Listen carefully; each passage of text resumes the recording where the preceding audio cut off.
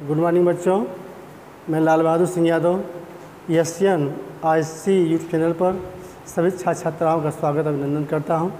आज की टॉपिक है कक्षा 10 में जो चल रहा है यूरोप में राष्ट्रवाद का उदय। उसी भाग में यह फ्रांस की क्रांति चल रही है।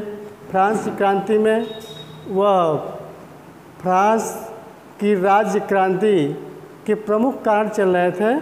उसमें हमने राजनीतिक कारण, ठीक है ना, और सामाजिक कारण का डिफिनेशन हमने कर दिया है। और इस बार जो है आर्थिक कारण बताने जा रहे हैं। कारण का मतलब होता है कि जैसे किसी चीज़ की खामियां किसके कारण क्या होता है। जैसे हमने कुछ खा लिया और जुकाम हो गया, तो खाने या सर्द गर्म के हिसाब से जो जुकाम होता है तो कारण होता है क्या कि मैंने ये किया, वो कारण बन गया, जुकाम का कारण बना। वही मूल चीज़ है। पहले जैसे आप हेडिंग समझे कि उद्देश्य क्या होता है, परिभाषा क्या होती है, कारण क्या होता है, विशेषताएं क्या होती है। कुछ बच्चे ऐसे हैं कि जो कि विशेषता में जो लिखते हैं वही कारण में लिख देते हैं। वो जानते हैं कि अध्यापक जांचता नहीं है, लेकिन अध्यापक सब कुछ जानता है। पहले आप हेडिंग को पढ़िए कि उदाहरण किसे कहेंगे, है ना, विशेषताएँ किसे कहेंगे, सारी बात आप जान लेंगे तो उस चीज़ को आप लिख लेंगे। क्योंकि सारा इतिहास में घटना हर व्यक्ति के ऊपर जो घटित होता है वह पहले के लोगों के ऊपर जो घटित हुआ है वही इतिहास हो गया, ठीक है ना। आज जो हमारे पर जो गुजर रहा है वही आगे चल के इतिहास बन जाएगा। जो बीत रहा है इतिहास नहीं बनता जा रहा है। तो उसी चीज़ को फ्रांस में क्रांति हुई, कब हुई? 1789 में। 1789 में जो है ये फ्रांस की क्रांति हुई। फ्रांस की क्रांति से पहले जो है तत्कालिक कारण जो फ्रांस की क्रांति का मूल कारण था 1776 1787। देख लो थोड़ा सा, 1776 से 1787 ठीक है ना। 1787 ये एक ऐसा डेट है जिसमें विश्व में सबसे पहले यह देश अमेरिका जो है आज़ाद हुआ है। इससे पहले थोड़ा चल जाओ 1773 में बोस्टन टी पार्टी अमेरिका में चल रही थी, है ना। बोस्टन मतलब क्या है? वह स्थान का नाम है।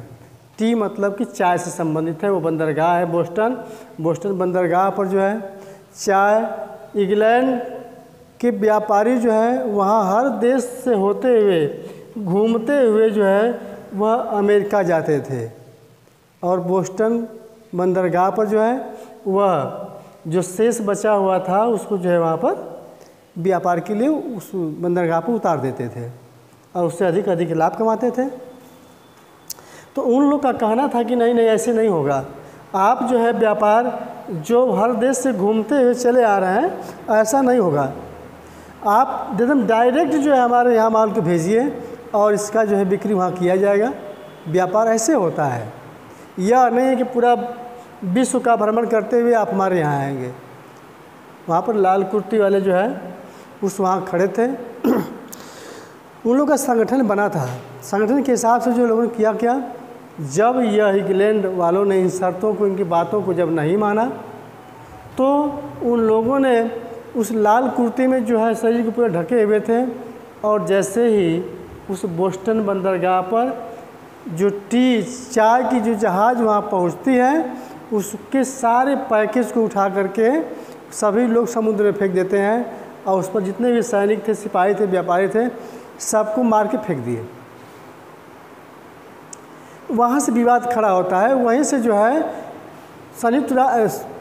अमेरिका का उदय होता है। अमेरिका की क्रांति का उदय होता है। 73 से उदय होता है। यहाँ से प्रकाश की किरणें निकलने लगती है और 1776 से प्रारंभ होता है आंदोलन और 1787 से में जो है यह विजय हासिल करता है।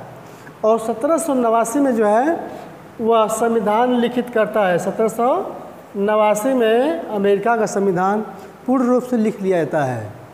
विश्व में कोई संविधान लिखित रूप में मिला तो संयुक्त राज्य अमेरिका का। वह कब लिखा गया? 1789 में, ठीक है ना। आज़ादी मिल गई 1787 में और 89 में क्या हो गया, 2 वर्ष बाद जो है इन्होंने स्वयं का संविधान जो है लागू कर दिया। हमारे कहने का मतलब हम यहाँ कहाँ चले गए, हमको बताना चाहिए आर्थिक कारण जो है फ्रांस का, इससे जुड़ा हुआ भाग है। इससे जुड़ा हुआ भाग यह है, इससे जुड़ा हुआ भाग इसलिए है, हमारे कहने का मतलब यह है,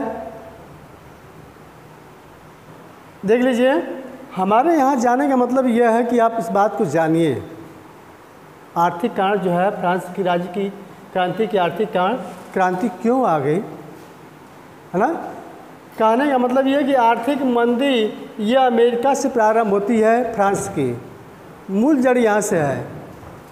जड़ क्या है, इस बात को सुनिए मेरे दोस्तों। मैं आपको बता दूँ कि 1789 में जब यह अमेरिका स्वतंत्र हुआ, इससे पहले जो है 1776 में ही यह फ्रांस ने जो है अपना जन और धन दोनों जो है अमेरिका को सौंप दिया। फ्रांस के सैनिक भी, फ्रांसीसी सैनिक भी जो है वह जो है अमेरिका की स्वतंत्रता में भाग लिए थे, ठीक है ना। स्वतंत्रता में जब भाग लिए थे तो वहाँ जन और धन दोनों की हानि हो गई। चूँकि कारण उससे कुछ मिला भी, हमने आंदोलन में भाग लिया, काहे लिए भाई, इंग्लैंड का हर देशों में कब्जा था, इंग्लैंड का हर देशों पर कब्जा था, तो इंग्लैंड के विरुद्ध में जो है फ्रांस जो है अमेरिका का साथ दिया, धन से भी और सैनिक से भी। जब साथ दिया तो इसकी संपत्ति थोड़ा सा कम हो गई, जो आर्थिक जो आय है वह आय कम हो गई। कारण क्या जानते हैं, हमने राजनीतिक और सामाजिक कारण मैंने बताया है, उसमें मैंने यह बताया है कि जो पादरी वर्ग है, पादरी वर्ग है और सामंती वर्ग जो है यह दोनों कर मुक्त है। कर क्या है, मुक्त है। आप बताओ, जब इतना जो बड़े बड़े जो कर देने योग्य व्यक्ति हैं उनको कर मुक्त कर दिया गया सरकार ने, और जो खजाना है, राज का जो खजाना है वह खजाना खुला हुआ है। राजा और रानी और उनके खास संबंधी लोग उस खजाने से अपने भोग विलास के लिए जितना भी धन खर्च करें उसका कोई काउंट नहीं है, कोई उसका लेखा जोखा नहीं है।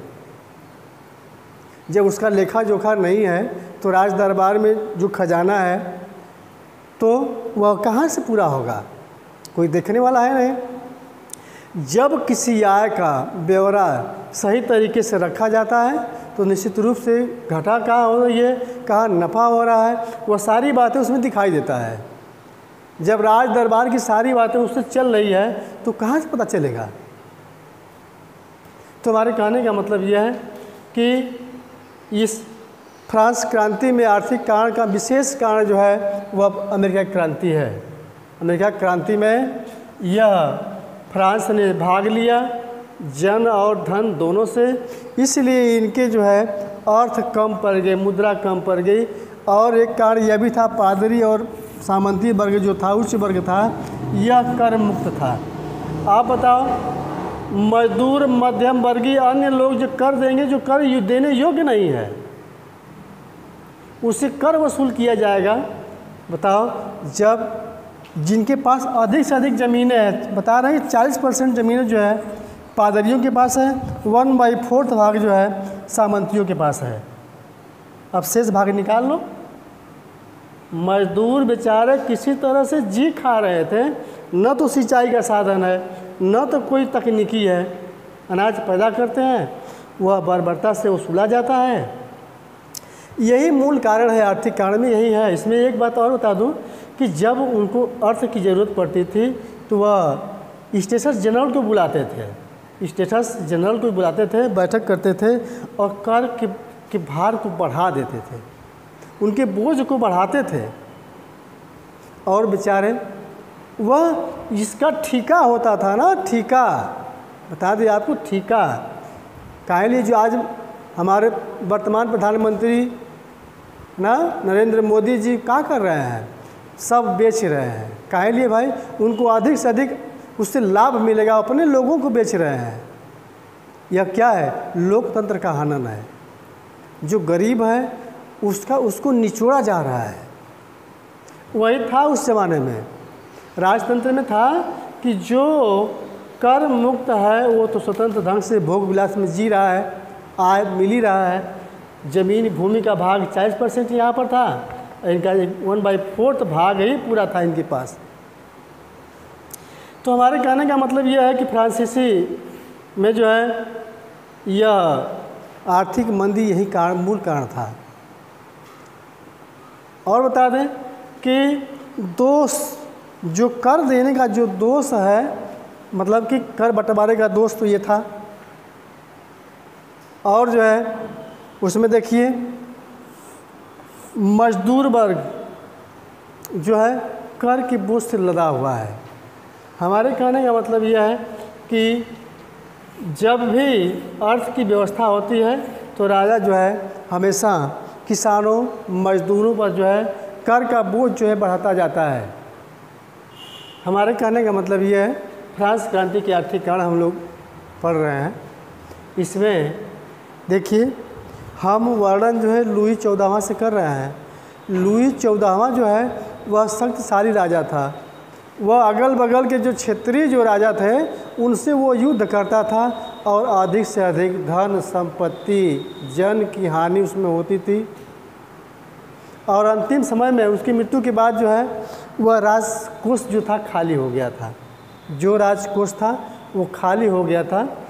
और उसके बाद जो है वह जब मरते वक्त जो है लुई 15वां से कहता है, क्या कहता है कि जो तुम्हारे क्षेत्रीय जो पास पड़ोस के जो राजा हैं महाराजा हैं उनसे शांतिपूर्ण व्यवहार जो है मतलब स्नेहपूर्ण व्यवहार आप बना कर रखिए और जो है जिससे आपका जीवन सुलभ हो जाएगा।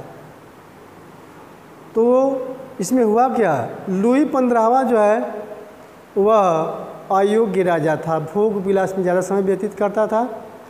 और वह जो है जैसे ही लुई 14वां की मृत्यु होती है और राजकोष खाली हो जाता है, पोलैंड का जैसे कि लुई 15वें का अधिकार आता है तो लुई 15वां जो है लुई 15वां देख लो, लुई 15वां ये शासन इसका चलता है। 14वां के बाद जो है 15वां आता है। यह अयोग्य है। यह भी जो है अपने क्षेत्र विस्तार के लिए जो है यह पोलैंड के उत्तराधिकार में युद्ध करता है। पोलैंड पर आक्रमण बोलता है, ऑस्ट्रिया पर युद्ध करता है और सप्तवर्षीय जो है युद्ध करता है। तमाम ये 3 युद्ध जो है लुई 15वां के हैं। इसके हिसाब से जो खजाना पूर्ण रूप से खाली रहता है। जब जब खजाना खाली हुआ है, चाहे 14वां का रहा हो, 15वां का रहा हो, 16वां का रहा हो, वह स्टेशन जनरल को बुलाते थे और कर के भार को उन मध्यम वर्गीय मजदूर किसान दस्तकार के ऊपर बोझ थोप देते थे। जिससे होता क्या था कि वो बेचारे वह जो है कर के बोझ से लद करके वह अपने खाने भर भी अनाज बचा नहीं पाते थे। इस बात को समझिए कि गरीबी क्या होती है। जब आदमी विवश होता है, इससे पहले दास प्रथा थी। दास को छोड़ दीजिए, आगे वाले में बताएंगे। जब दास की बात आएगी, गुलामों की जब बात आएगी, गुलाम तो सभी हैं, राजा के हैं तो गुलाम हैं, ठीक है ना। इस तरीके से यह लुई 15वां यह अयोग्य साबित होता है। अधिक से अधिक जो है धन खर्च करता है मतलब, और जब भी वह खजाना खाली होता है कर का बोझ जो है बढ़ा देते हैं। देखिए कर वसूलने का अधिकार उसी को मिलता था, मतलब ठेका चलता था। ठेका जैसे आज चलता है ठेका ना, आज वर्तमान जो हमारे प्रधानमंत्री बताए थे ना कि जो आज बेच रहे हैं वैसे ही जो है उस राजतंत्र में जो है लुई 15वां क्या किया, ठेका दे दिया। ठेका समझ रहे हैं ना।